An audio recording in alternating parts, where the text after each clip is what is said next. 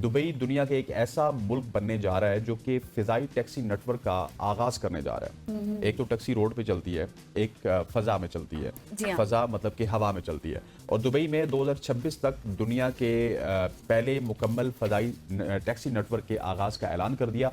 इस मंसूबे के तहत इलेक्ट्रिक वर्टिकल टेक ऑफ और लैंडिंग तैयारों को शहर के ट्रांसपोर्ट सिस्टम में शामिल किया जाएगा, जो रवायती ज़मीनी सफ़र के मुकाबले में ज़्यादा पायदार और तेज़ रफ्तार मुतबादल फराम करेंगे।